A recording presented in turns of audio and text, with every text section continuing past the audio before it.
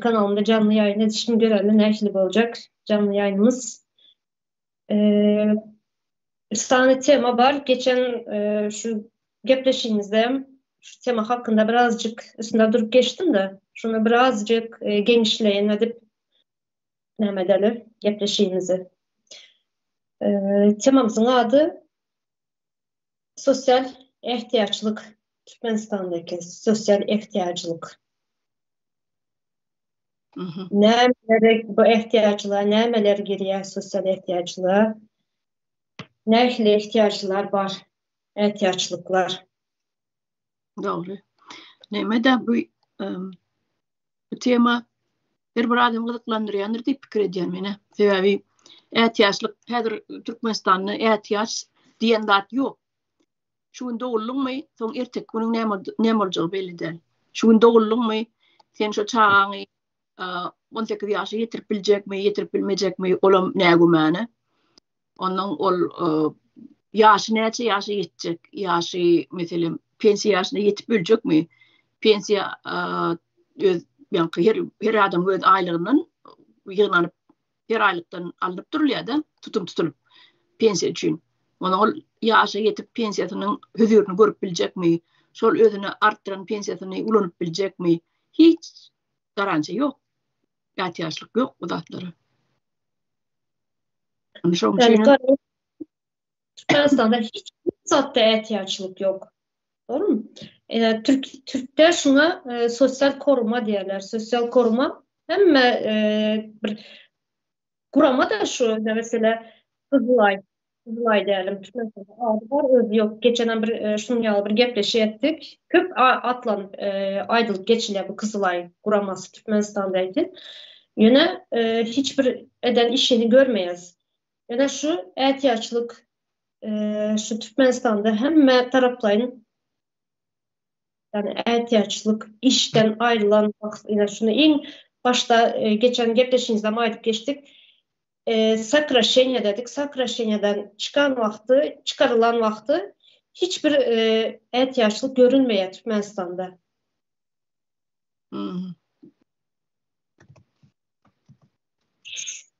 Mesela hazır şunu yana Kızılay dedim. Kızılay'ın ediyen işleri ne Türkmenistan'da? Şu Kızılay köprağım ne desem hem taraflayın sosyal üçüncülüğe etmeli halka. Yani hiçbir sosyal üçüncülüğün göremiz yok. Doğru.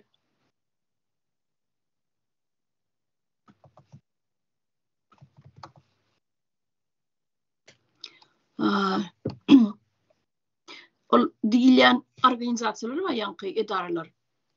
Kızılay olsun yarmay neme Kızıl Yarmay cemiyeti olsun. Bu idarelerin hiçbirim halk için işleniyor. Halka hiç kaçan kömegim değmedi. Onu gözü görünüp durun da o yerlerde pul aklanyan idare. Devevi yine Kızıl Yarmay cemiyeti deyip kim yurdum ödenin şonyalı sosyal zaşita deyip bırdatmadı. Yani sen ayttın ya neme sosyal koruma deyip. Şon orçada sosyal zaşita oluyor. Yine Dasherurt'ta mesela yürütü organizasyonlar var. VOZ deyip eşitendiniz. Всемирные организации здравоохранения deyip. Yine şol idareler yani Birleşen Milletler Kuruması bunların öz fondları var. Şolar yani fondlu yankı organizasyonlar her yurda esasen garip devletleri yankı özün oňurmayan devletleri bir keselçiliğin köp ýaýran epidemiýanyň ýaýrayan ýurtları var. Medisinanyň pes ýagdaýda pes derejedäki ýurtlaryny kömek ýerýärler, kömek puly.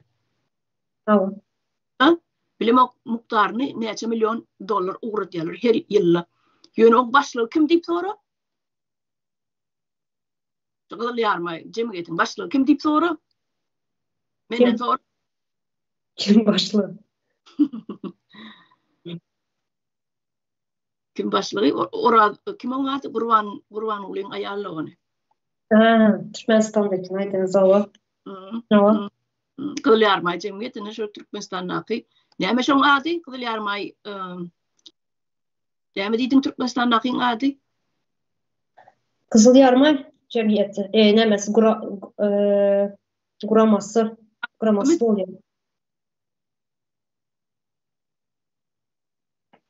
Yani adı var, özü yok.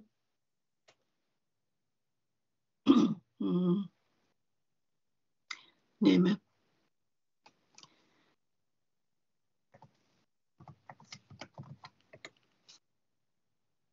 Neme? Zatlar canlı yayında bizler yazılı oturanlar var mı? Bana görünmeye, size görünyendir. Evet, Deşlerimiz yanımızda. Yok, intak isat yazan okulur. Beni adır haber verip oturuyorum neme. Eğer girip bilseler. Zatlar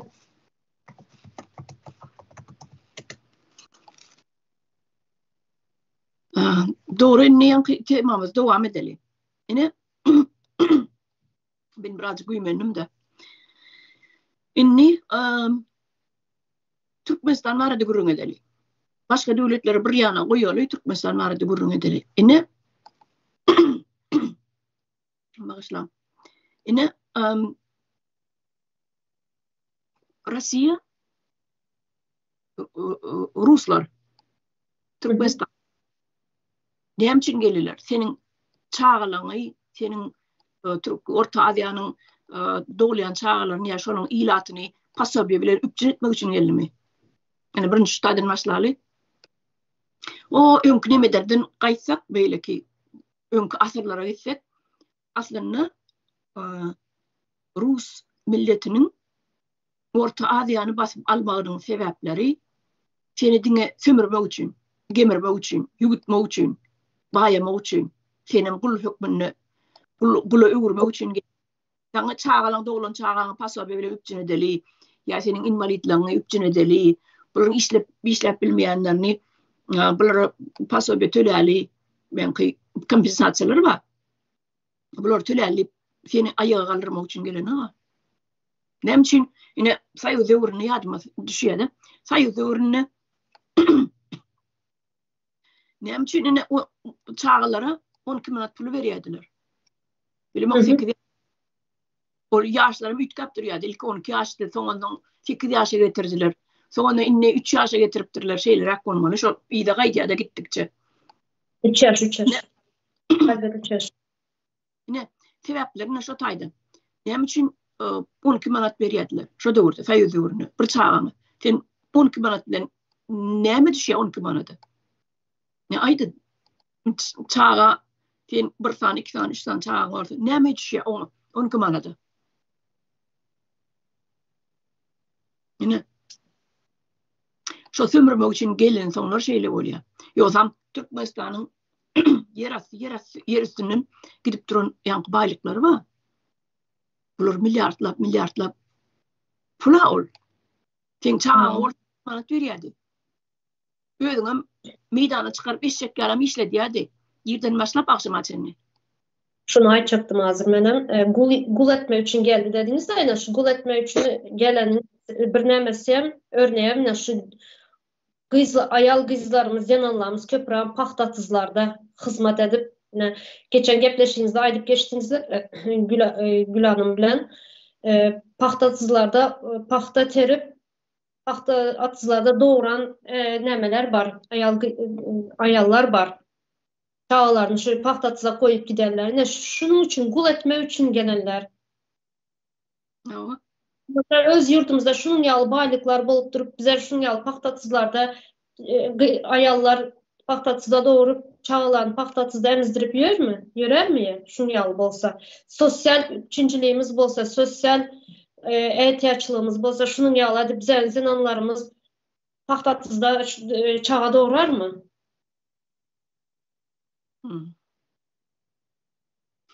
Ne Türkmenistan'ın yaşayıcıları var ilatı.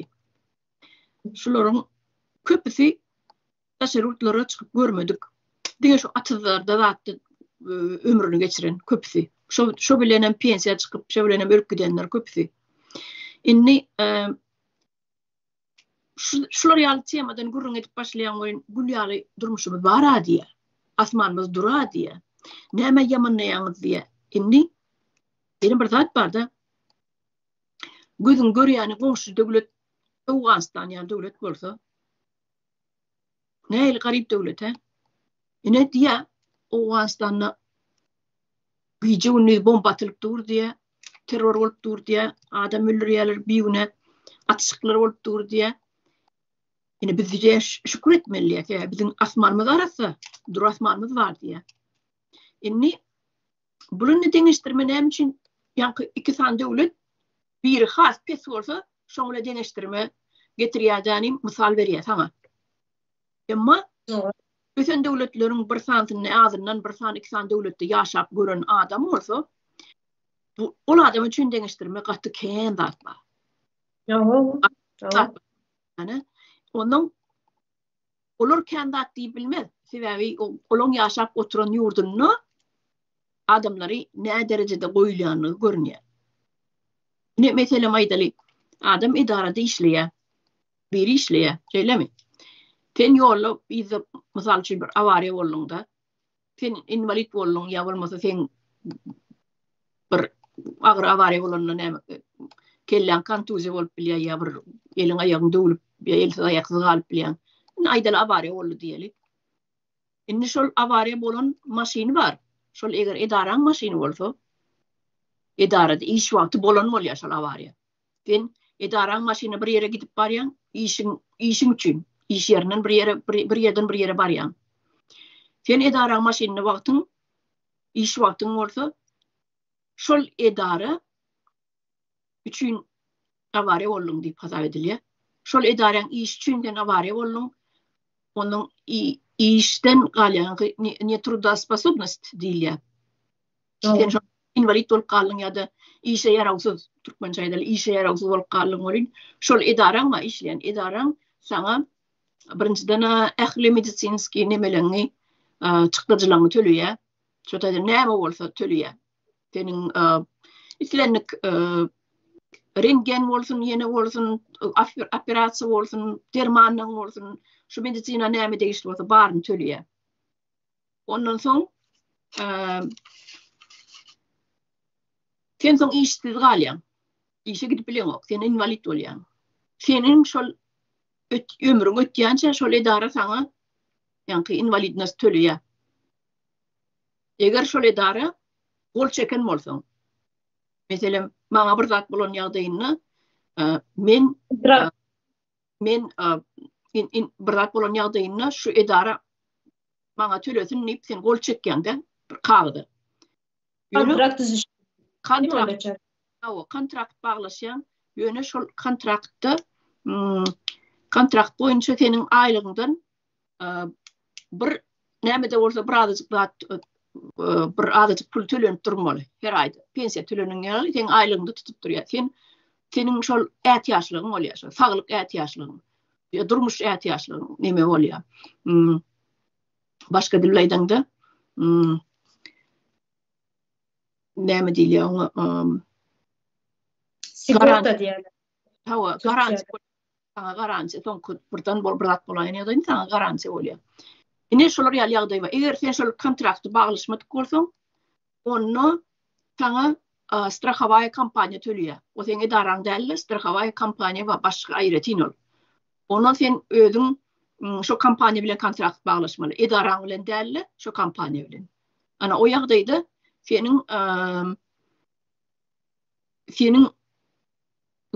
baglaşan kontraktyňda näçe tölenmeli diýip ýazyly bolsa, sen meselem aýdaly $1 milyon sen kontrakt baglaşdyň diýeli.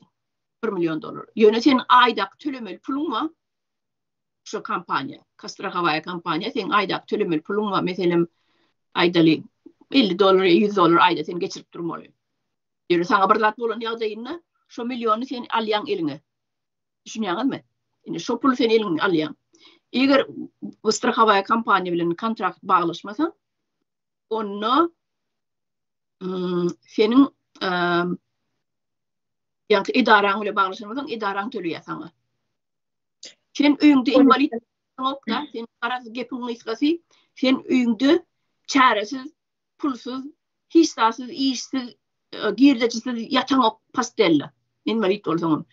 Başkalarının karamatını, yani başkalarının boynunu ecen olsun, ecen kakan olsun, doğanın olsun, olan boynunu kalan ok sen.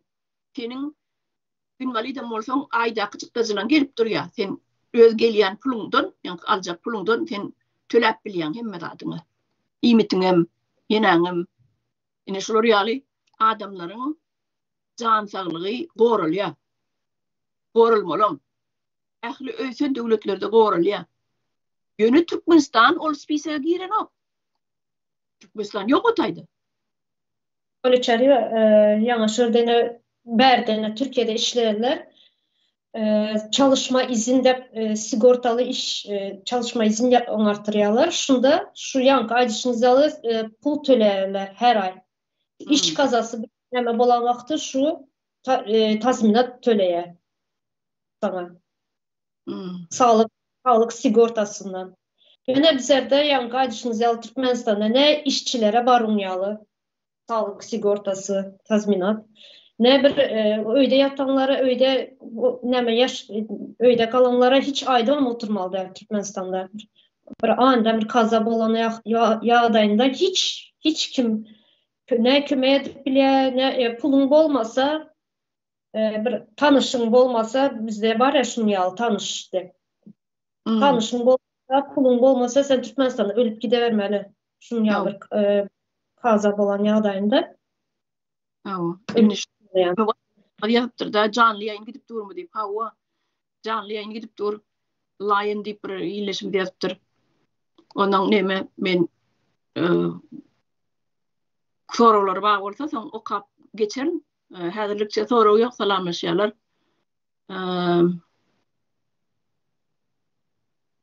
Eğer sorularınız var olsa şu vakitte vatandaşlar eşitiyensiniz sesimizi yazı verin. Buna aydık geçin, öyle çağırıyor Tilman'ın. ihtiyaçlıklara Türkmenistan'da nemeler giriyor, neme ihtiyaçlık kuraması var, ya nemeler var, birleşiği var bizlerde. Neme diyelim sosyal ihtiyaçlık. Varmış. Sonra Türkiye'de hemen şu bir araştırdım da sosyal ihtiyaçlığa, sosyal korumaya nemeler giriyordu. Yine gımmatçılık, gariplik giriyor. Gariplik. Yine berde Türkiye'de askeri ücret var. Sonra fakirlik seviyesi var. Fakirlik demek. Ana şular hem sosyal ihtiyaçlık korumaya giriyor. Sosyal ihtiyaçlığa. Yani bizlerde yine şu askeri ücretten hiçbir deme yok. Şunu ya ben görem yok. Askeri ücret. En pes aylık demek askeri ücret. Yine benim misal getirip vereyim. Bakaları denkler, bakaları, kımmatçılık hem şuna giriyor. Baka nemesi, yaşayışın kımmatçılık. Size asreti ücret değil ya, asgari ücret değil ya. Yine şular yağdayda bir katastrofik yağday oluyor da geçen 3-4 yılın içinde Covid'den katastrofik bir neme oldu da pandemiye. Bütün dünya köp yerleri idareler yapıldı, işsiz kalanlarken, yaravsızlık nemedenlerken, ya enesin atasını yitirenlerken ölüp çağalar neme kalıp biliyor musun? Şunları yağdaylar oldu. Covid'den ölenler var, yeniler var, ya işini yitirenler var. Yine şul nemeleri birinci bilene Trump altında başladı. Trump verdi. $1,200 verdi adam başına. Ondan sonra Biden oldu. 20. yılın noyabrında prezident oldu. Ondan sonra Biden'a verdi bir sefer. Şular yali 1,400'den şunyalı adam başına verdi.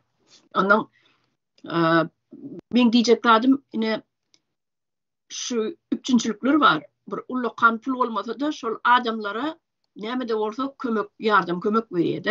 Tabii bütün Amerika'nın mesela Birleşmiş Ştatlar'ın ilatını alsak 340 milyon millet var. İlat var. 340 milyon 45 milyon şatorak vardır. İlat var. Şolun her sene gözünü götürüyor. İçinde nelegallarını ayırıyaslanayım. Kalanlarını koyamadı da arkayın 300 milyonun geçiyor da ilatı. Şimdi bir kredin şol adamları 1400 dolardan bersen neçe pul bolýar?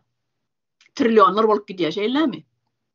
Indi şonu edip bilýän döwlet, şu zatlara güýç ýetýän döwlet, diýmek näme döwlet bolýar? Teň çağın sany neçe bolsa tapawd ýok. 5 çağın bolsa 5'ine de 1200'den çağalary näme ýaşy 18 çenni pamam 600'den berdi. Ýöne birinji sapar 1400'den berdi diýen şol näme her adam başyna. Ana son körekde 1200'den berdi, çağın 600'den berdi. 18 ýaşy ýetmedik bolsa. Nimeň diýjek bolýandadım? Şu zatları üçin edip bilýän hökümet näil hökümet bolýar? Güýçlü bolýar gerek. Güçlü bolýar. 300 milyon adamyny 1 milyon 1200'den näme bilsen gören getir. Inni şeýlerek ýagdaý bolup geçýär. Ene şoňa alaky adamyň başyna bir erbet näme gün gelenni ol umumy tebigat bolsun, tebigat hadiseler bolup geçsin, tapawdy ýok ýa bir öýsiz galsyn, ýel turup ýa ýene bir jaýlaň zadyň ýumurlýa, suwalýa, her hildat bolup bilýär. Ene bu ýagdaýlarda bu daşarurtlaryň aglaba köpsini jaýlary strahowka edilýär. Indi bu ýagdaýda näil bolýar? Teň jaýyň suwalyp gitdi, suwun aşagyna galdy. Meselem ine aýdaly ýaň ýakynyna ortadyň için suwaldy. Dogrudan 2 tane şäherni, Tomsk bilen Bryansk näme, Tomsk bilen Barşomsk, Orsk näme, şo töwerekler suwaldy. Indi olam gaty tümen diýilýän ulu şäher ol. Gaty ulu şäher.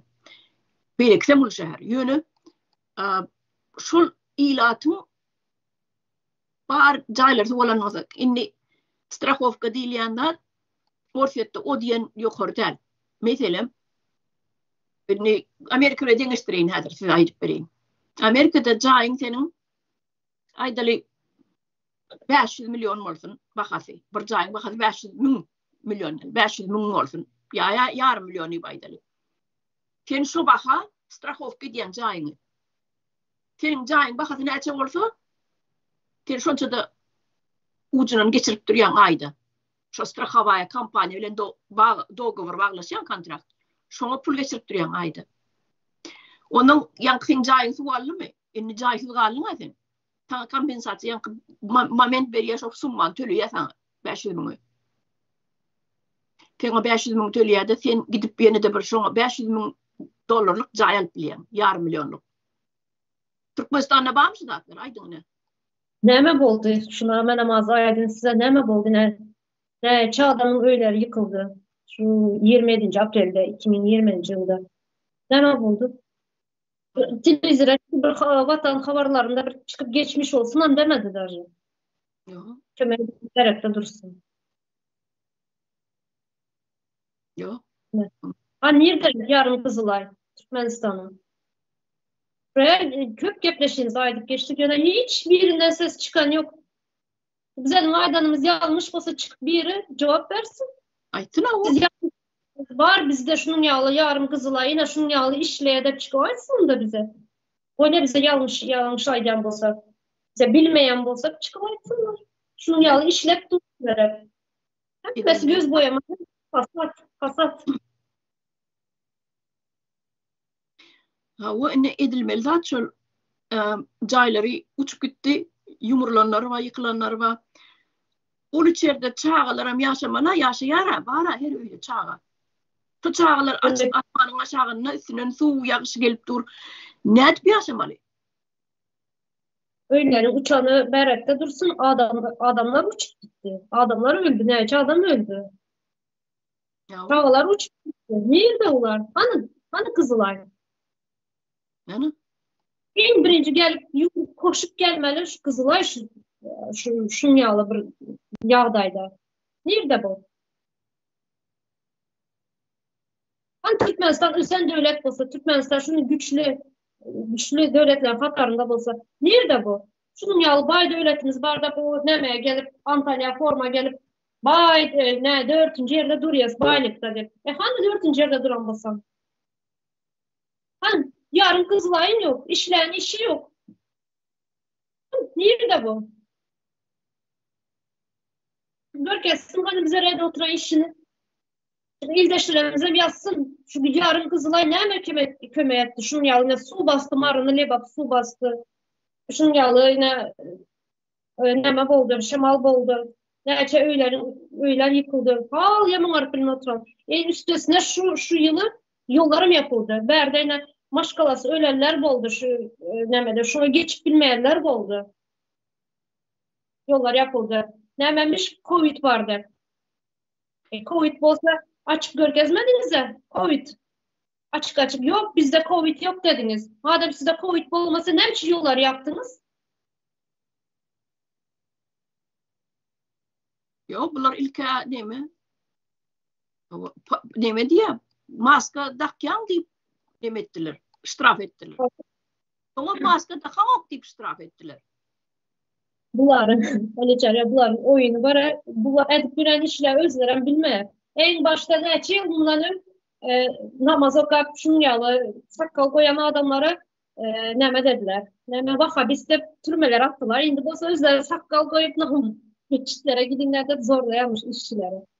Öyle siz devam edin. Ya şu bırak. Böyle. Türkçe gelince minne devam edeyim vatandaşlar. Yine şu Türkmenistan'da ödünüz biliyorsunuz cayları elinden alınıp ya da üstünün traktörle sürülendir. Hayır devlette gördüğünüz şu alatları. Yine üstün devletlerin hiçbirine şu alat etme hak yok. Edvem bilmeyeler. Edvem var görsünler. Yani Türkmenistan'da böyle. Etlen cayının üstünün traktörü sürüp bilirler. Bu ne demek? Sizin mertebenizi dip bilemek demek. Siz adam del hasabını görüyorlar. Adam delsiz. Türkmenistan'ın vatandaşları siz adam del hükümetin gözü bile seyreden de adam del sebebi sizin elinizden cayınızı alıp bilen olsalar, sizin üyünüzün üstünü traktör yürütüp bilen olsalar, o bu taydan biz park salacak ya bu taydan biz bir fevda merkez salacak yani yan yakını bulunmaka altın gelineceğin öyünü yıkıp hacalı gelen biri hacı menni bu öyünü yıktırıyadan yerinden mağazin talya. Şoňa bir zatlar edýär. Mağazin talyan bolmaly. Sebäbi ýola ýakyn şo taýlarda hemmelerde biznes ýöredýän eken ýolgyrada bolsa, o taýnyň ýerem gymmat ekeni, hemmem näme ýollyda biz ýolgyra bolandan biznes etmek üçin jaý talayan bir näme komnatlaryny ýaşap bilýän bir ullar komnat salsaň oňa ullakan komnat bolsa oňa magazin edip bilýän-de.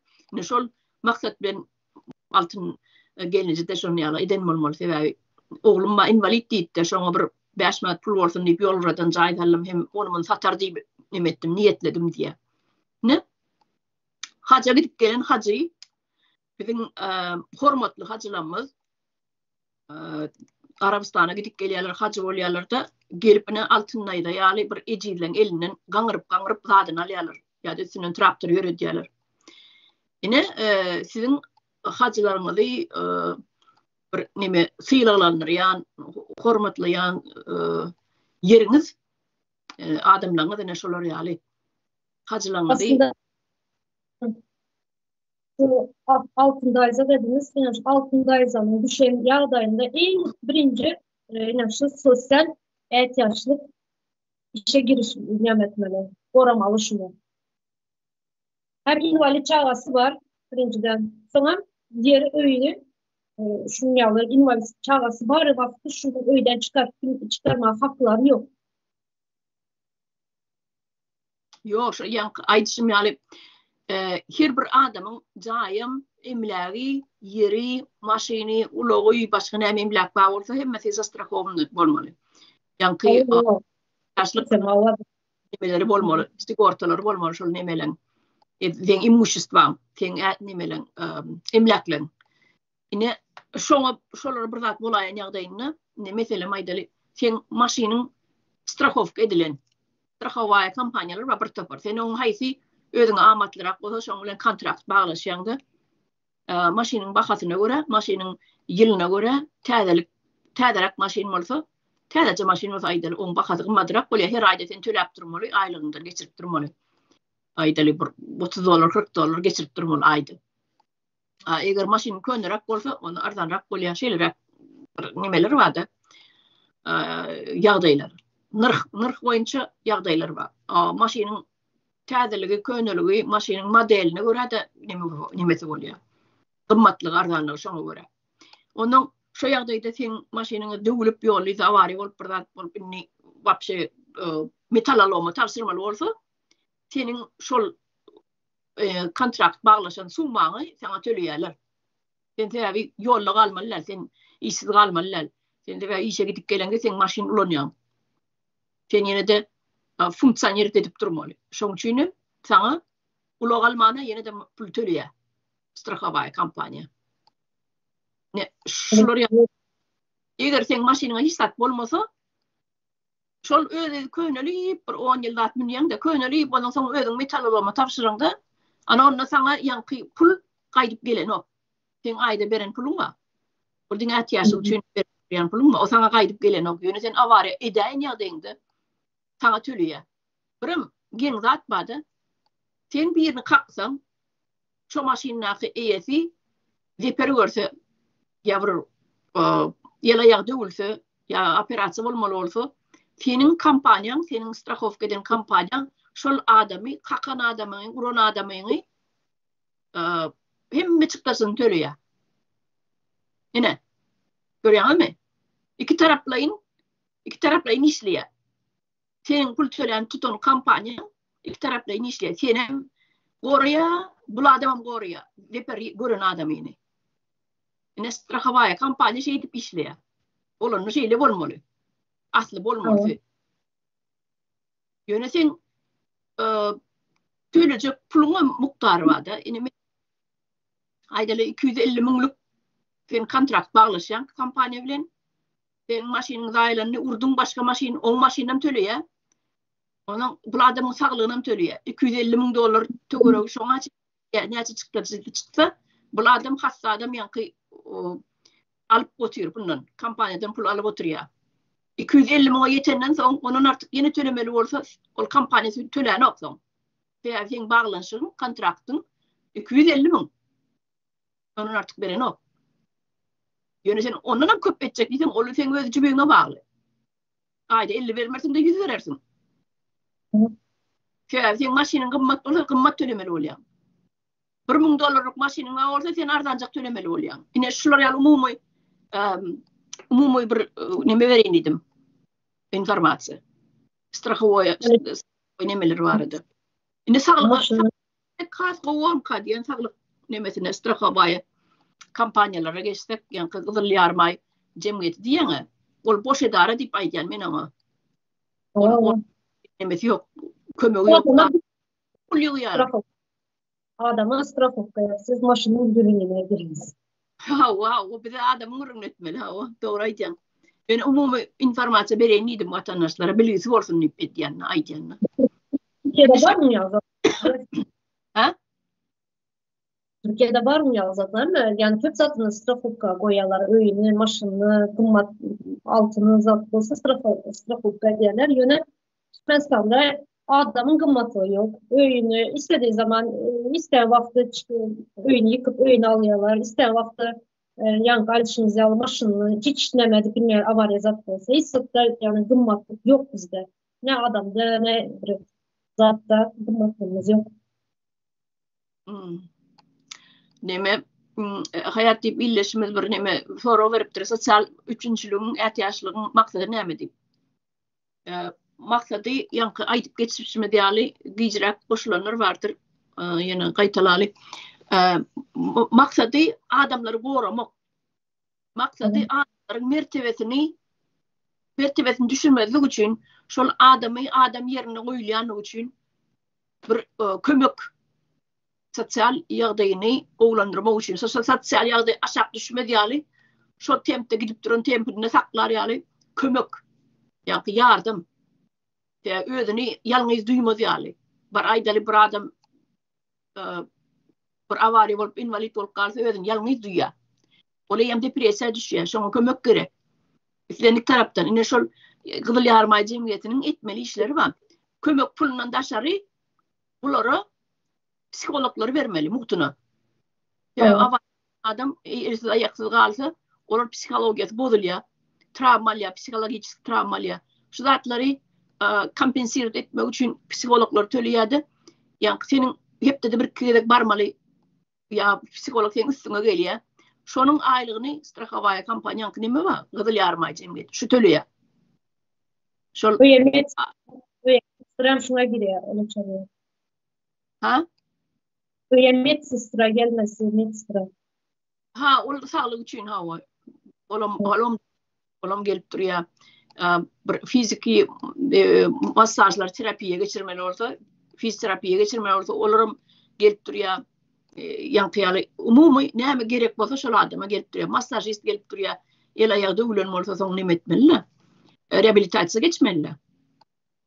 Umuman adamın gymmatlygy da şu sosyal ihtiýaçlyk adamın gymmatlygy. Ha, o şol sosial üçinçiligiň, ihtiýaçlygyň maksatlary, şu zatlar şulara girýär, şular hemmeti şoňa girýär. Adam durkunna özüni adam saýar ýaly. Bertebeti beselme ýaly şol adam ýerine görmek üçin, adam ýerine goýmak üçin şu sosial üçinçilik gerek. Edil şu wagtda urda Türkmenistanyň hiç kim görýän näler sosial üçinçilik, hiç kim ihtiýaçly däl, ihtiýaçly ýok. Näme bolsa da öz başyňy özüň çaramaly. Ýa-da gepleşiň başynda aýdyp geçdiňiz çağalara 3 ýaşyny, hazır 3 ýaş boldy çağalara. Şu wagtlar Sovet döwründe 12 ýaş dediniz, ýöne hazır 3 ýaş. Nasıl bilen de 1750 bin alıyorlar her çağa. Yani o alan pulu hiç sadan yeten yok. Yani bir karşısı var. Defansının içiyen karşıları 100 manat. Bir sanısı. Arzaları var. Yani arzaları nemeye laktagen neme, sıma nemeler var. Şular yağlı değil. Yani içindeki laktozları, içindeki faydalı nemeleri gımmat bahalıları yağlı değil. Onun için gımmatı 100 manat. Yani şimdi bize alalım. Ben özüm çağla alalım için bilyen bunları. Aktıklarını alalım için. 3 tane düşüyor. Ayda 3 tane alan kullanma. Bir aileyle. Bir silahının geçse 3 güne yetiyor. 3-4 güne yetiyor. Öyle bunun içinde pampersi var, bunun içinde vitaminleri var. Yani bizlerin çağlar mesela hiç ile vitamin almayalar. Vitaminlerin meyve zaten yok. Defansında vitaminler var, vitamin D var, kalsiyum vitaminler var, darı olarak, derman olarak. Yani şularda hiçbiri yok. Şuların üçüncülüğüne çağlar, üçüncülüğüne şulara mı giriyor? Bunun içinde şulara alınsa. Yani o zatlara demeye, mesela diş çıkacak vakti kalsi almalı çağırır. Mansuratta kalsi alıyor. Yani o pula kalsi alıp olmuyor. Bunu aslında sağlık nemeler vermeli. Klinikalarda vermeli çağlara. Kalsi için, selmeli çağlar için şunyalı diş vaktinde, diş çıkacak vaktinde muht vermeli aslında. Sesin gow gelen ok, näme etdiň telefon nimerek goýdun mu ya? Şunda duruyor. Sesin tutulup yani kulaklık barmy? Yok. Sorankan geliyor tutmuyor başkalardan. Yani bir size mi sunyalı geldi? Şu vatandaşlar ýatdy nimeni soraw bereňizde ýydyna soraw belgisini goýun gaýrat edip sebäbi hemmesini okap nimetmeýin. Okap oturmaýyn öz başda gurunlaryňyzda zadyňyzy. Soraw bolsa sorawňyzy ýydyna soraw belgisini goýun gaýrat edip. Niýetimi bar? Sorankan sesi duyuldu. Yasında. Inni pasabiyalar barada aýtdyk. Başta vatandaşlarymyz eşdenler, şona ýene gaýtalaly. Pasabiya diýilýände ýanky çağa kömek hökmüne berilýär, emma eneti, atasy çağalaryň işsiz otyr öýünde. Bulara näme üçin kompensasiýa tölenýär? İşi sen üpçün edip bilmeyen olsan, öz ilaçını iş bilen üpçün edip bilmeyen olsan, demek sen kompensasiýa tölemeli. Şolara täp iş tap berýän sen tölemeli. Baran yeri yapık edaralar gittikçe sakraşeňe bolýar eda adamlar näde günni görse şeýdip görsünler diýär-de. Indi bu tayda düýpde bir zat ýatyr. Düýbüni agtarsak, ýeriň asynyň çykýan nebit bilen gadylar bar pikir üns alady hemme zat şo gadylardy, nebitlerdi gidýän şonun gelýän pullardy. Halk bilen hiç kimin işi ýok. Otak oturanlar mı? Hiç açanam halkın maddi ýagdaýy bilen ılklanan adamlar däl. Teýär olara gerek däl halk. Indi gitdikçe bir göz ýetirýärse, biz şuýda bir oňjak zatlaryň gürüňe diýärse, 3 manat, 5 manat ýankyýaly çagajyklan puly bir 2 ýaşyň, 3 ýaşyna çenni. Bu zatlar giden umman ýanky akýanna bir damjyjyk. Bir sunjaga bolýarda. 2 manat. Ýanky näme üçin halky bütün üpçüneden oklar. Teýäbi olara halk gerek däl. Olara diňe nebitlen gadylan pulu gerek. Ene bu zatlar yalan bolsa da ýokarky çynownikler çykdyny aýtsyn. Ýok bilen ýa-da hawa bilen neme diýen pullamyzyň hemmesi üçüne diýär, halkymyzy plandat bilen üçüne diýär. Hawa iş ýoklar, işlerini üçüne diýär. Hawa awary bolanlary invalidnosdan töleýär. Hawa ömür etýänçe hawa jaý ýyklanlara jaýam berýär. Ya uçuklar uçup gidenler var. Yelle suda yine de zayalanan jaýlaryny olanlar jaý salyp berýär. Ya da başga ýere 3 komatly 4 komatly kwartiralara göçürýär. 5-6 san çagaly maşgalalar diýip aýtsynlar. Aýtsa diýip beren bolsalar aýtsynlar. 3 ýyl 4 ýyl bäri üçüňi oňurup bilmäni öğrenler var. Şifre takman, şifre faner goýup ýaşap berenler var. Aýtsynlar. Biz yalan söýleýämok çykynda aýdym. Yalan ne? Bu sosyal üçüncülüğün cevaplarları çıkıp bunlara halkının hastalık vermeli. Bizlerde herkese vaat geçti geçişlerde neme yok da hastalık verilmeye, statistika yok da. Yok. Ne halkın statistikası var bizlerde adam sanının, ne çağlanın statistikası var, ne çağa doğuya, ne çağa yaşaya, ne çağa ölüye. Bunların hiçbirinin nemede yazılan Google'da en kötü çağa ölümü Türkmenistan'da. Ne için bunların statistikası verilmiyor? Kesin gene mi öyle çağırıyor? Awa bir neme komentaryo kawtyn. Sosyalistler ýöretjek bu işe özüni jogapkar görýän duýan adam şol gurama diýdi. İlk bilen şonum sorasym geldi diye. Aslında yok awu. Yani gurama da yok. Bar adi. Kurban olayına yalla onu ýöretýär. Sosyal üçüncülük diýip. Ýanky olan ýa sosyal üçüncülüge giren nokta ol Gyzyl Ýarma jemgyýet, ol международный ol dünýä boýunça bolaýmaly. Ýöne adi bar bizde. Hawa bar adi. Oňa da gelýän milyonlap pul her ýylla. Bizim territoriýamyz ortaýan territoriýalary pandemiya neme prone to pandemiya diýerler İngilizce prone bolanna ýakyn şol pandemiya ýakyn bir döwletleň biri. Bizde tuberkulozam kan, hepatit keseller kan, ekologiýamyz özüňiz bilýäňiz. Bundan dörýän ýanky infeksionly bakterial keseller var. Şu zatlardan goranmak üçin halky üçini goramak üçin neme edilýär. Şol pullar uradylýar. Kömek pullar ol. Ýygyna gaýtarmalar, ol kömek pullar. Ýüride şoňaly dünýäde organizasiýa döredilipdir.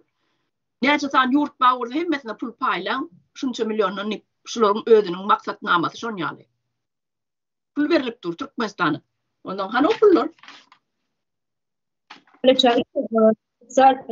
Yarın Kızılay'ı guramasına katı ulu gurama var.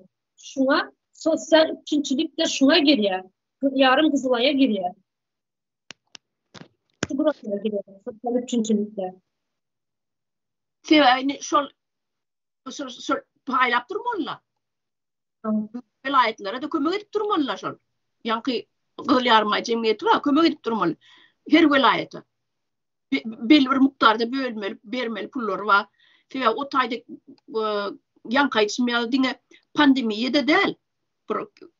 prirodny bir neme ketelem däl, ol tebiği. Ketelem däl. İşsiz galyanlar var.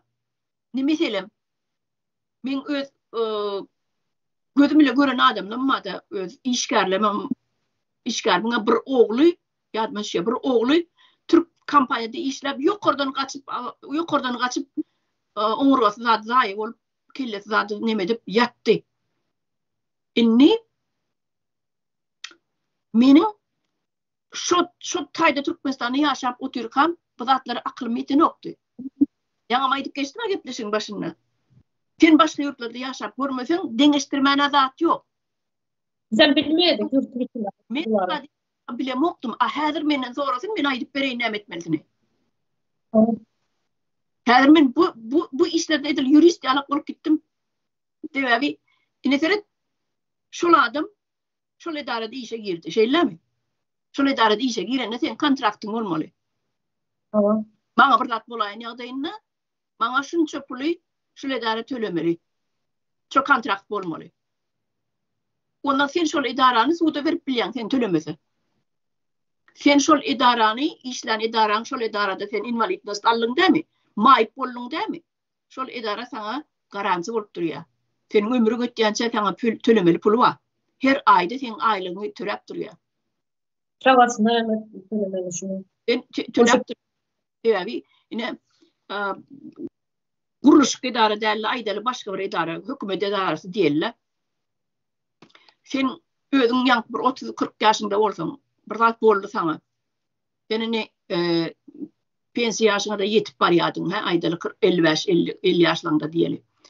Indi sana bir zat boldy bolyn, sen çağalan, kiçirek çağalan bolsa, sen çağalanyň täplança ýaşy ýetýänçe seniň aýlygyň geçip durmaly, şu çağalan alyp durmaly. Aliment ýaly. Her aýda aliment ýaly. Sen çağalan şo pullun sebebi gazanjyndan kesildi. Çağalar girjesinden, maşgaran girjesinden kesildi. Bar ýöne az, gaty az pul berýärler. 200 manat şunun ýaly bildiňiz. 200 manat 1 milyon da sanat bilen. Şunun ýaly bir zatlar bilýär. Gaty az pul berýärler. Hiç adam däl ol. Şol gitýän neft bilen gaz bilen bahasyny ölçende hiç zat bir köpügüm däl. Ýöne bizlerinde hazır Türkmenistan'ın içinde dedik satraşenya var, işten ayrılıyorlar, işsiz kalıyor, hiçbir tazminat, hissat yok dedik. Yine Türkiye'ye gelip işler, Türkiye'de ölenler var. Türkiye'de ölüp izne gidip bilmeyenler var, şunun çağaları. Nekini oluyor, kim söylemeli oluyor, nekini yaşa, nekini gün görüyorlar bunlar. Hiçbir ne Türkmenistan'ın içinde ölenlere, ne Türkmenistan'ın dışında ölüp izine kalanlar hiç demek yok. İnvalidler var bunların içinde, invalidler var. Hiç. Yok. Ne şu an Türk'te işletiyorsunuz da. Ne siz iyidiniz baranız da siz boş var yalnız şeydi. İki varmanız burnunuza sokup. Hiç tadınız yok sizin. Gidiyenler şimdi alıp oldu. Denler anda. Kazanınız o kazanan günümüzü iyidiniz onu. Näme kazanansyňyz dün bugunam ýediňiz ony. Ya zat ýok dertirine. Bu taýda başga bir zat bar. Sen özüňe bir üçünden pensiya bilen ya invalidnas bilen hiç zat seninle işlediň önmäş 20 ýyl bardyň öýüňe. Seniň şo wagtky kazanan puluňa gitdi. Tualetden geçdi. Dogrusyny aýdaly. Tualetden geçýär. Ondan seniň nemeň bar? Çağalanma. Senin işler günüň olaryň garny tokdy. Germanam sen şo pulundan, ýejeksem şo pulundan, giyinjegem şo pulundan, okumalsam şo pulundan, jaýyň maşyny hemmedadyň şo pulundan. Ýöne seniň işler galan günüň dogrusyny aýdaly. Öýüňe baran günüň iki barmaň şeýdi burnuňa sokup barýan güni seniň jübiňem boş. Maksimum bir aýga ýeter gazanan puluňam. Ya 2 aýyň geçsin aýdaly. Senne garantiýa ýok.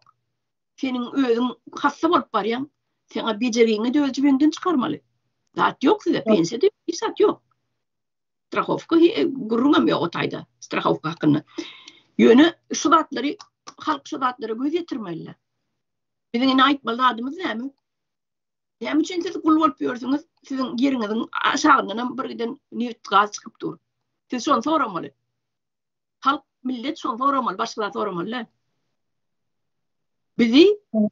Bizim hakkımızı ber diýmeli. Sebäbi sen öz jübüňden çykarmalylar, sen hassa bolsaň, sen invalid bolsaň, sen öz jübüňden çykarmalylar. 100 manat, 200 manat hiç adam däl. Hiç zat däl. Aýdym aýaňam. Başlasak, ol giden Piotr Pierwin döwründen onun bärrakdan gaýtsagam şol milletleriň, Rus milletiniň, şo Ruslara diýene, şol milletleriň Türkmenistany, Aziýany, Orta Aziýany basyp almalarynyň sebäbi bar, watandaşlar. Siz şo tak düşünmeli. Sebäbi bar. Size gelip invalidiniňize pul bereli, ýa sizin çağlaňyza pasobiýa bereli gelen ok olar. Siz ekläli sakla. Size bir bilim bereli, size bir dünya derecede bir alim ýasal sizlerden gelen ok olar. Sizi sömürmek için gelýär. Sizi gaňryp almak için, sizin aýagyňyzyň astyna akyp aýlyklygyňyzy almak için gelýär. Inansaňyz da, inanmasaňyz da. Bu zatlara bilinne gittikçe nime diýse içine girýäs bolýan. Gatyr aýlyga satlar nime orta çykýar da. Gatyr aýlyga satlar edýän gurrumyz bir bölecek mizerin gurrun edýär. O taýda bolsa milliardlap, trilyonlap pullar gidip dur. Orta Asya'da Karaoğlan Türkmenistan en vay topraklardan biri. Yine hazır en adam az, statistikada adam azlıkının yani birinci yerde yani. Bolsa 4 ya 5 milyon belli diye 4 ya 5 milyon halkı var. Yani en vay, en göz dikip duran Türkmenistan'a şöyle hazır Rusların.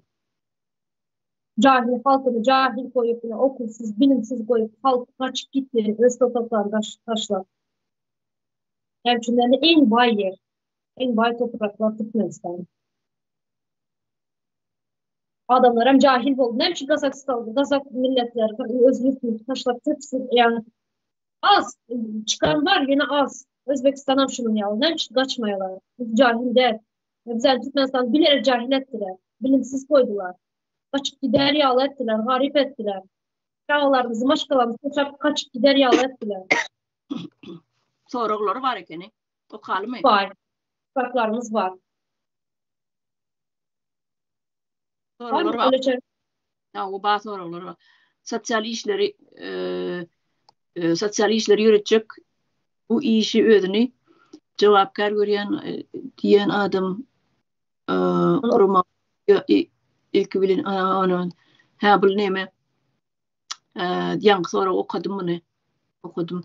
İkinci sonra hayat diyen birleşimi diyordur. Maşgalandan biri ölse nehili ihtiyaçlık bolup bilir diye. Maşgalandan biri ölse. Mesela maşgalandan biri ölse eğer ol yaşrak bolsa, çağalar idinle galan bolsa, yankı maşgalanda biri ölmüp, maşgalanda ulu yaşlı adam var, orta yaşlı adam var, çağa var. Bu taýda gurrun gitýär, maşgaladan ölse, beýlekilere näli kömek bolup biler diye. Eger şoň eklejisi, girdejisi getirýän adam ölse, maşgala başı ölse, çağalary ýetim galýar, dogrymy? Olara inni bir yerden girdeji gerek. Beklenmeli, olar 18 ýaşa yetmedik. Aýdyl 5 san çağası näme etmeli? Şol 5 san çağa ine daşarutlardan aýledilýär. Her birine kompensasiýa tölenip başlaýar.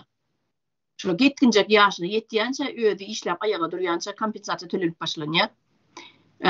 Adam her çağa başyna plançadan tölenýär. Yani aýal diýil galan bolsa aýaly gitýär. Sosial servis diýip bir neme bar, sentr bar. Barýanda adamym öldü, ine de 5 agam galdy. Biri 5 ýaşynda, biri 3 ýaşynda, biri 10 ýaşynda bulan 5 sanam sany bar. 5 san çaga men bilenem 6.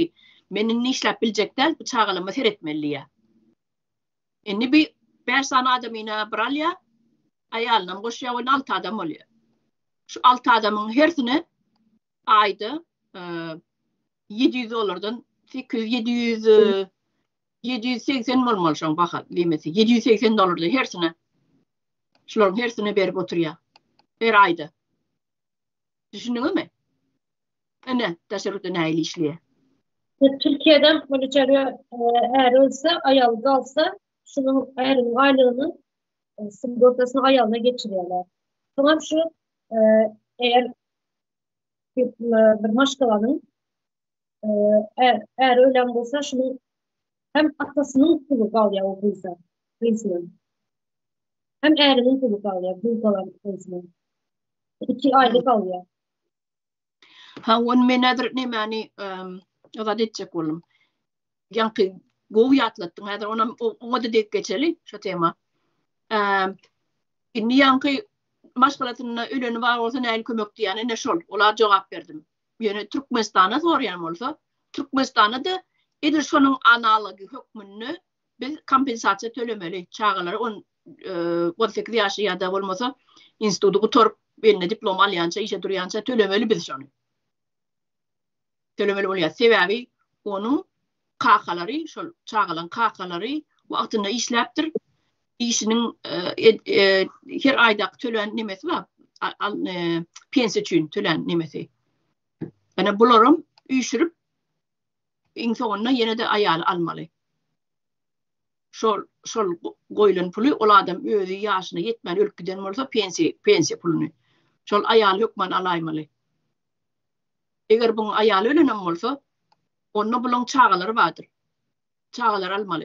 Sebebi sen pensiya gol çökende idara gir pensiya başlayan sonra kontrakt bağlaşan sonra yazyan men ölsem birinci bilen 50%'ını ayağıma koyan men pensiyamın 50%'ını ayağıma alsın diyen eğer sen ayağladım olsan men 50%'ını adamım alsın diyen ondan ikinci kadar innik kalan 50%'ını iki bölüyen mesela iki çağıma olsa çağımın ulusuna 25% koyan küçük çağıma da 25% koyan diyen dedim gol çökken sen ölümden sonra ayağın 50%'ını alıyor iki çağına da 25% veriliyor. Ya da ayağın yok olmasa bir özün kalan olsa onu bir sanım çağına olsa 100%'ını men çağıma koyan diyen. Eğer ikinci adama koyman oluyor. İkinci adam bana bir zat bulayın ya da ikinci adamın adını yazman oluyor. Doğanın ağzı doğanın adını yazan, cigin ağzı cigin adını yazan. Şol pul birine gitmeli. Gepin iskası sen gol çekende birine gitmeli şol. Şol pul hükümette kalan yok. Hiç çeşen. Hükümete gerek değil ol. Eğer sen tohum tiyicin hiç kim yok olsa karnaşlandın. Ne çağın, ne ayarın, ne yarın hiç at yok olsa onu hükümete geçiyor. Onu sen onu adi diye gol çekken. Ben hiç kimim yok. Ayrıca pensiyam onu başka birine vermenizi veriplersiniz diye yani gol çekken. Ne? Şeylere işliyor. O sonra o şeyle cevap ne? Bitti pensiya yok. Yani vatandaşın hükümette kalıyor. Altın pensiya. O adaylarım gözünü tutmalı gol çekende görkezmeli. Inni yeni bir soru. Täällä Türkmenistan'ın halka sosyal hizmetler ne derecede olur diye. Yankı hizmetler aytışımı diyali mesela senin işlen idaran bir gruplu bir bayi idara olsa sen işgärlerin aylığım şonça oluyor da mesela ya da aydalı men yine de tasarruflardan misal getirmeli oluyor. Mesela Türkmenistan'da misal getirerek yok bağışlanan vatandaşlar. Men yine de tasarruftan misal getirmeli oluyor. Mesela sen vazifen vraç bolup işleyen olsan ya bir yerde bir advokat bolup işleyen olsan sen aylığın beyleki referedende has yukarırak oluyor. Ya da hirurg diyeli bir plastik operasyon diyen hirurg ya bir onkolog operasyon diyen hirurg olsa onkolog hirurg olsa ya da hirurg onkolog diyeli. Bunların aylığı has beyleki vraçlardan kantorada oturup klinikada oturup işleyen nemelerden uçuskovoy vraçlardan has aylıkları yukarıda oluyor kesse. Şoň üçin onların pensiyası, alacak pensiyası beyleklinkten has yukarı. Sene ayda $50 geçiriyor. Olar ayda $500 geçiriyor. pensiyasına. Ne tapavdun görüyorsun mu? Ona size tapavdı diye. Ne mi? Ona size der ol yüzesi ol yani.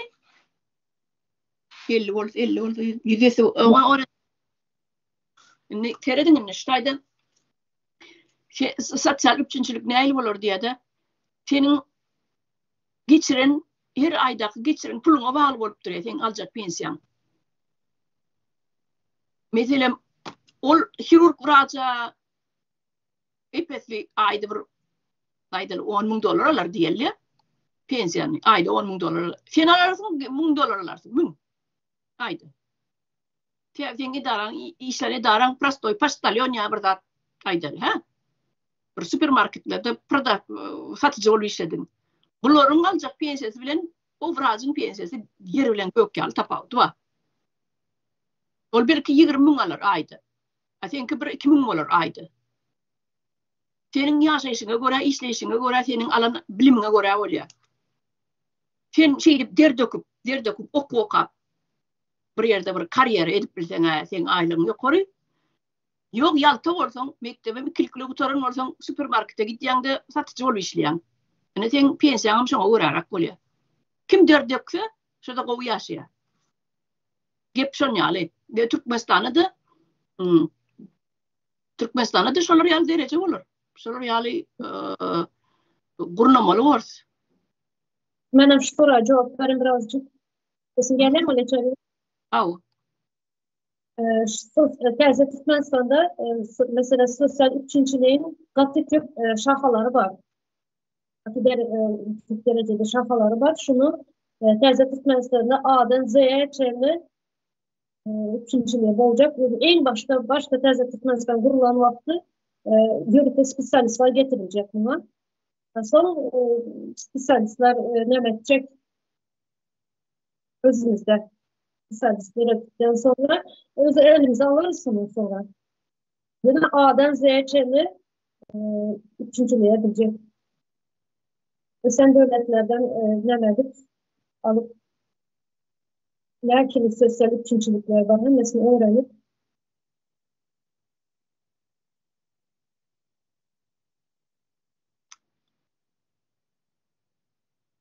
Soru verdin mi? İşten o sesin. Sesin işten o. Hani gurlan hava geliyor. Terzi Türkmenistan'da diğer A'dan Z'ye çevre sosyal üçüncülüğüne mesela edilecek spesyalistler, yörükte spesyalistler gelecek onun için. Spesyalistler olacak. Daha özümüz terzi spesyalistler dönemlerine çevre sen devletlerden spesyalistler alınıp bu işlere A'dan Z'ye çevre üçüncülüğe edilecek diyor. Ya onu iste var hava. Gerçi bize de yok mu ya? Bilmeyeler, ne sosyal bilmelerini bilmeyeler. Mesela Google'da azıcık araştırdım. Kızılay'ın yanında bütün dünyada Yeşilay diye bir kurama var. Yeşilay. Yeşilay'a ne giriyor? Mesela çilem, narkotik, içki, alkol, kumar oyunları, şuların derneği diyorlar. Yani şuları koruyalar. Yine bizlerde var mı şunyalı? Yeşilay'da kurama yok. Ben hiç görmedim. Google'a girip araştırdım. Türkmenistan'da Yeşilay diye kurama yok. Yani bütün dünyada var şunyalı. Hep desem var. Mesela 1. Mart'ta 7. Mart'ta içerisinde Türkiye'de Yeşilay haftası devam ediyor. Yani bizlerde yok şunyalı. Yine bizde NAS var. Mesela NAS başka devletler, Özbekistan'da, zaten Kazakistan'da vardır NAS. Yine bizlerde Kürt şunyalı. Sigara yasakladıktan sonra NAS'ı çok dinlemeli. Şunu mesela sağlığına ne gibi ziyanlar var şu NAS'ın? Sigaretin ne gibi ziyanlar var? Narkotikin ne gibi ziyanlar var? Şuların üstünde işleyen hiçbir dernek, hiçbir kurama yok bizlerde. Yani şular önemli, gerekli zatlardan biri kuramalardan. Narkotiklere karşı, şoların ziyanına karşı görüşen idareler yok diyen mi? Var. Neyse, sen öğretiyorlar tam tersine. İçeri at, narkomansında içeri atıyorlar, içeriler dışarıda yüreğinden beter satıyorlar içinde. Narkotik. Beter narkoman olup çıkıyor diysene. Tamam. Alkol şunu yalı. İçeri atyalar alkol beter bolup çıkıyor. Şu üzerinde şunu yalgı. Yönü bütün dünyada var şunu. Yeşilay'da. Girip Google'a araştırıp görün ya nemelerde de Yeşilay'ın buramasına nemeler giriyor. Yine mesela batal satan havarında görkezdi. Paçka blok çilimler geçti attılar. Dememiş sağlık oraya da. Kurban ula batta bir paçkanı. Tamam. Onun içine bu neme giriyor. Neme su çilimi. Su çiliminden çıkardılarına, vatan havarlarına. Arkada neme bu Instagram falan şulara girip görüyor. Özlerine adamlar hiç yok diyor. Açık. Bir de onları yatak gökeseler. Bir de bir narkotiği yine hani alkolü koydurmak için bir neme onyalıkı iş alıp barılmaz. Ve özleri adamları yürütülüp narkotiğe yatırdılar. Yürütülüp alkol içiriyorlar. Yürütülüp yani alkol yayırıyorlar. Özler çıkarıyor. Vinzatörde hatta. Yönü senin halkın sağlığı için görüşüyor. Ne için nemeden okuyun. Yürütüyorlar onu. Yatırıyorlar adamları narkotiğe. Bağlı olsun ne. Ondan son hükümet yürütmek, devlet yürütmek kansa. Devlet yürütmek en ilatın narkoman olsa alkaşı olsa ayal maşgalalarım kocalarını ekleyecek, çağlarını ekleyecek bol küntüsürü edip veren olsa elbette ansat oluyor. Sebep ona ellige nok çağ eklemeli. Ol erinin bar nemesi aladası bu nereden takmalı, çekmeli, kimin nemesini uğurlamalı. Şulatlarla uğraşıp yürüyeli diyorlar onun ansat oluyor da hükümeti yürütmek, devleti.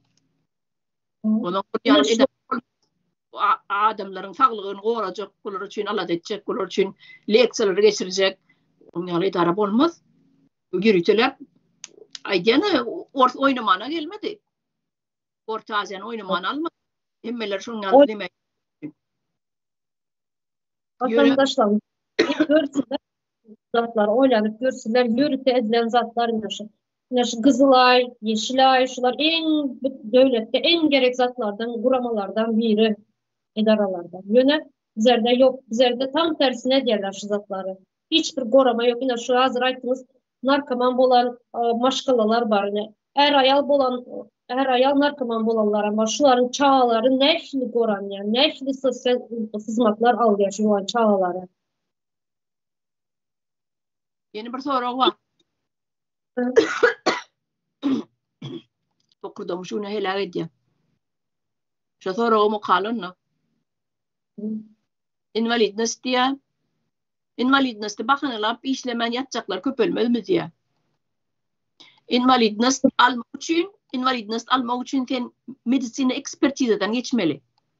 Yönü invalid deyip baranımla hiç kim hesap vermiyor. Sen invalidness almak için senin ya görüp duran bir kemçiliğin olmalı, bir gözün kör olmalı, ya iki gözün kör olmalı, bloklan kör olmalı, ya elin yok olmalı, ya bir ayağın yok olmalı.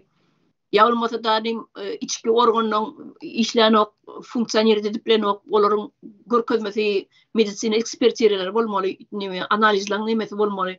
O yürütü komisya oturuyor. Şol nemede komisyadan geçmeden sen invalidness'ta koyun oklar uçuyordu. Ne onu şeyler cevap vereli.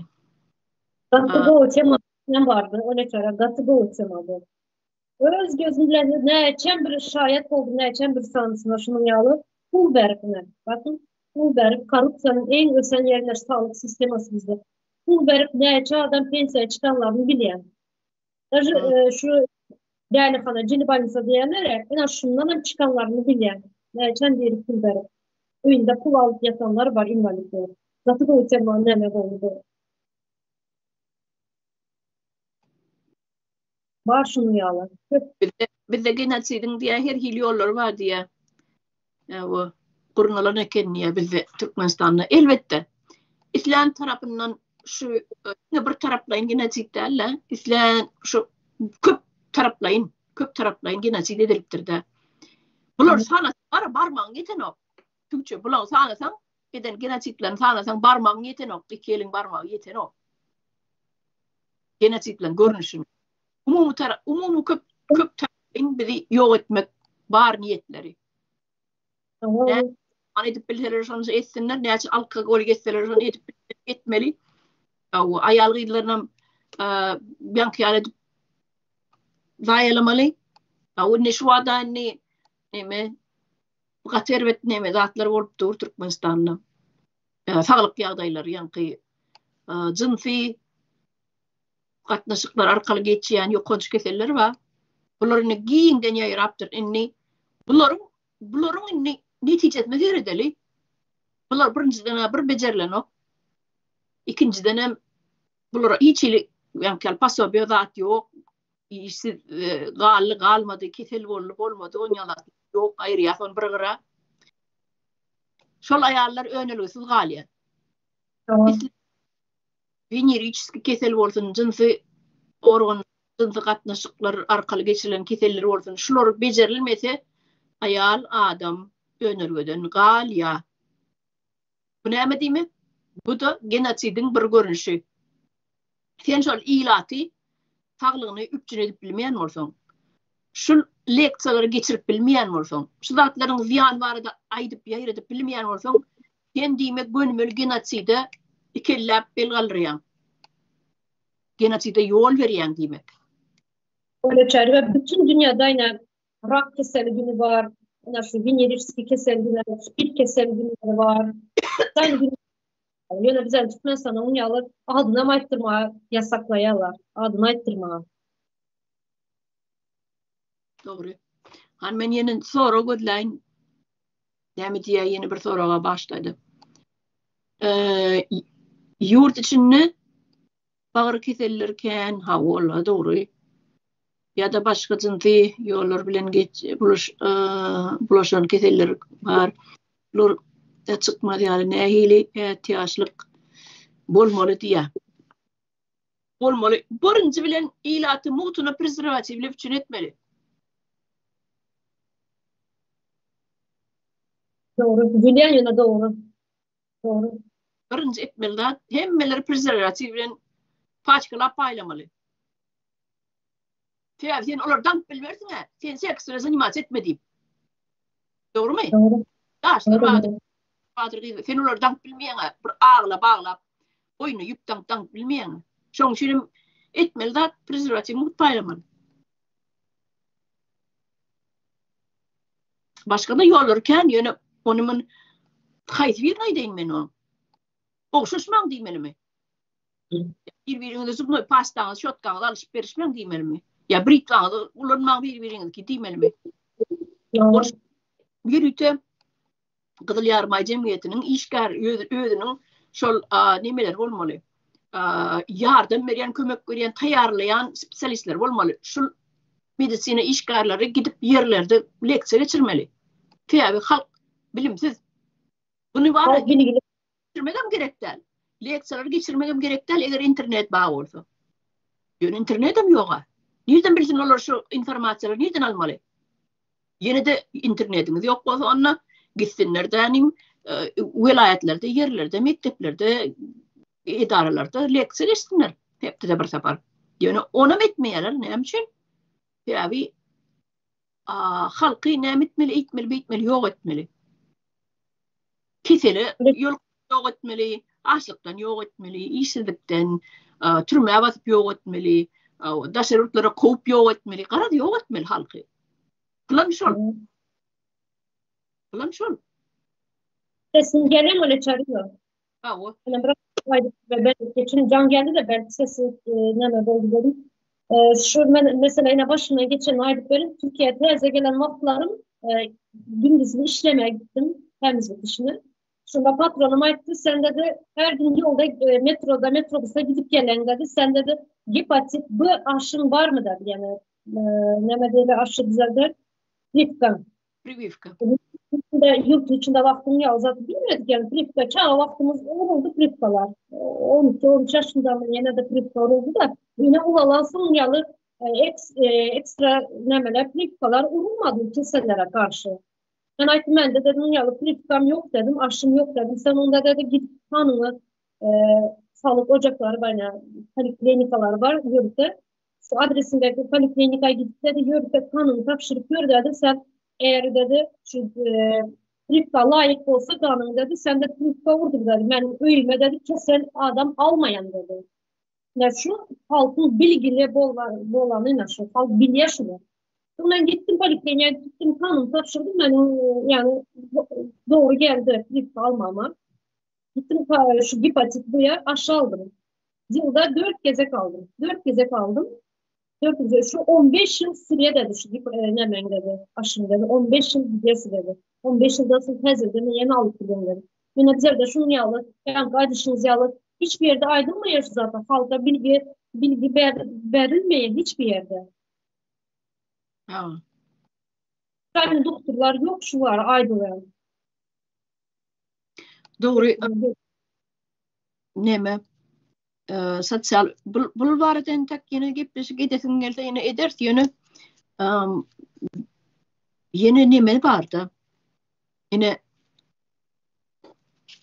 hükümet yine çağı bulun çağın adını hasa açmalı benim fikrim şeyle hasa açmalı şol bulun çağı şol fatlan nevitlen qadlan pulunun her çağa bir $10,000 onun köp koyup bolya şu pul koymalı onun şol prosent işlep durmalı prosent gidip duruyor da tabii sen pul yatırım edende sen yatıran pulun 10,000 koysan son çozduruşuna durmuyor ya 10 ile 20 ile olayım 100,000 yetmeli şunun için her bir çağa bolan çağa hata açmalı pul koymalı yatırmalı şol yatırılan pul okuna son okuyacak mı ya öğrenecek mi ya ayalacak mı şu pulu kömük ya şol edecek işine kömük ya biznes açacak mı ya oku girecek mi tapağı diyor ne şolar yani yine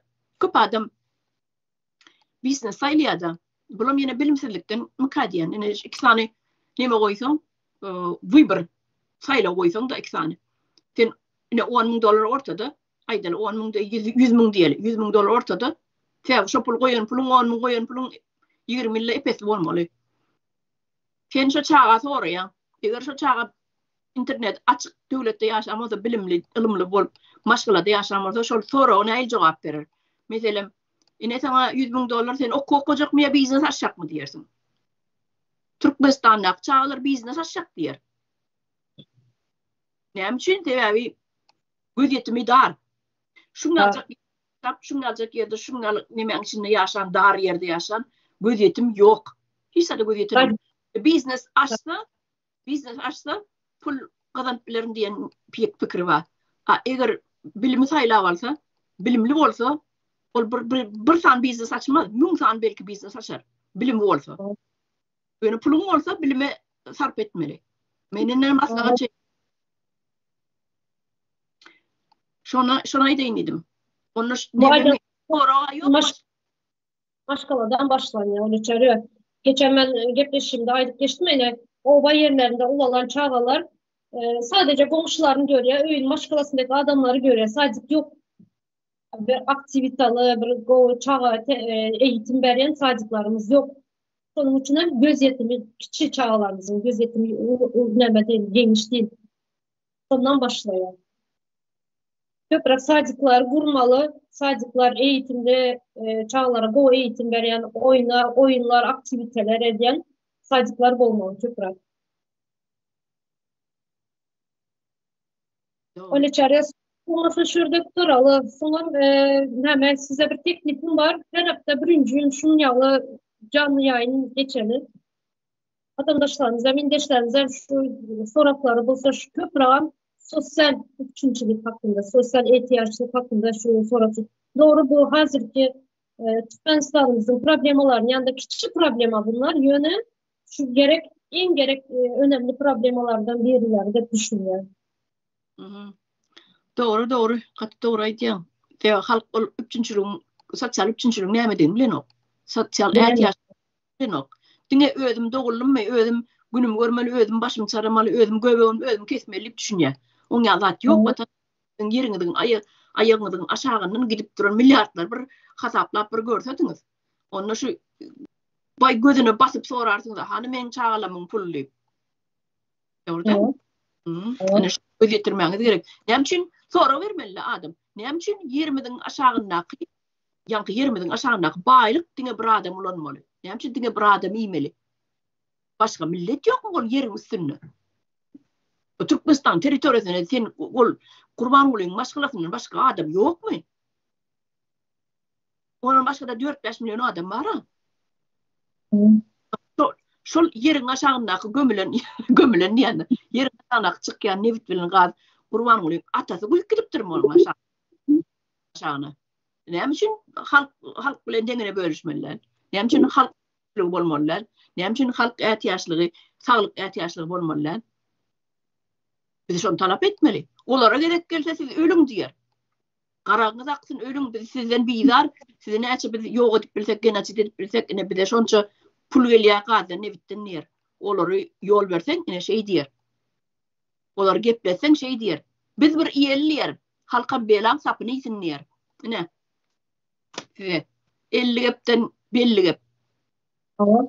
Öyle çarpınlar üzerine halkımızın köprüsü bilimsiz kaldı da bilimsiz kaldı. Yani bilimsiz kalsa hem hiç olmadı sorak vermeyebilir. Sorak hiç olmasa şu sorak verin. Ne için yani sorak fırsat bir problem açıklamakta ne için demeyebilir.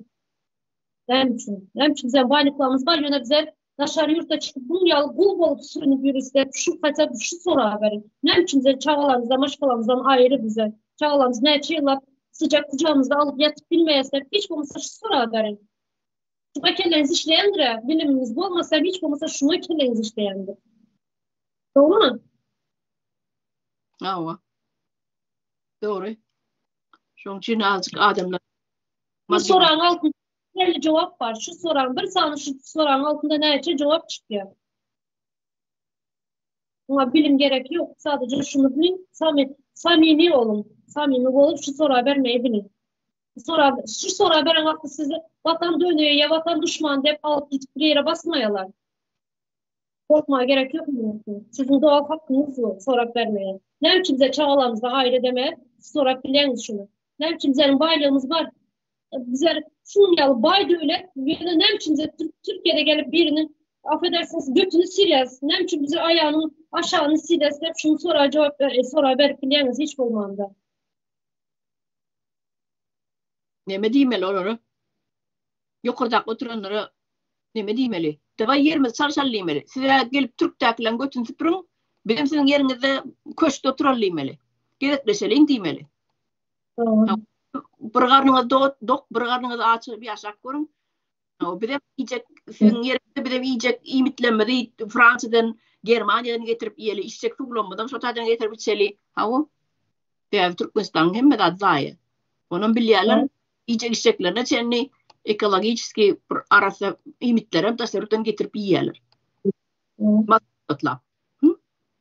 Türkiye'de bize yürüse ne Çember benim yalı ne Çember deşimiz var. En atası öldü. Hepsinin yani başına gelmesin çağlar ölenler var. Yine gidip bilmeyenler var. Yani pandemi döneminde gidip bilmeyenler var. Berde ölenler var. Çağlar Angır'da görüp bilmeyenler var. Ne biçimler sorup bilmeyen, ne biçim biz Berde ne bir şey diyoruz biz? Ne bir şey diyoruz biz Berde? Bizim şimdi bay devletimiz var. Ayağımızın altında şimdi resurslar var. Ya şu Kazakistan, Özbekistan bize yalı bay değil. Ya Türkiye'ye şunun yalısı. Türkiye'de gelip işle kum kazanıp çağa maşkala bakıyoruz.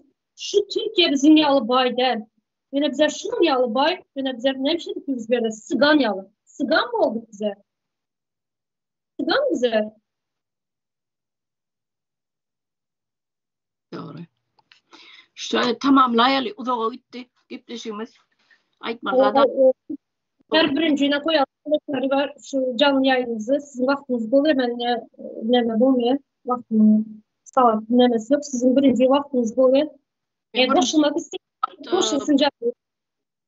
O birinci gün ben giren vaktimiz var ya ekranı. Şondan bir saat ümürtürak girip biliyaz gerek olsa. Yani tamam böyle saat 6'da başladık bize. 6'dan biraz geçti yani ekran olmadan kadar. 6'da saat 5'te her hepten birinciliğine doğru alışını canlı yayını Soraklarınızı hazırlan indeşler. Şunu yazsın. Sosyal üçüncülük, sosyal ihtiyaçlık hakkında köprümüzü sosyal korumalar hakkında.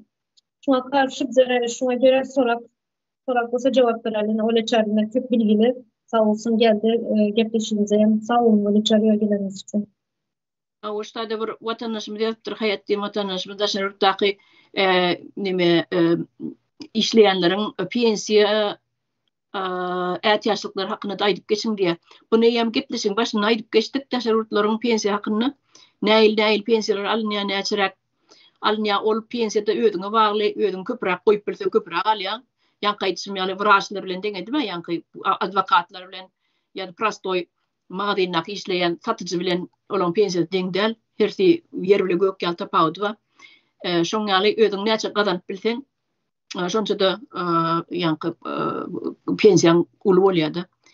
Ýene bir separ aýdyn puluňyz bolsa diňe bilime ýatyryň vatandaşlar biznes kurjak diýmäňde puluňyz bolsa bilim alyň bilime ýatyryň. Onuň sen alan bilimiň ýa 10 san biznes edýär. Ne şeylerek bolýan sağ olun vatandaşlar sağ aman oturun. Sağ olun.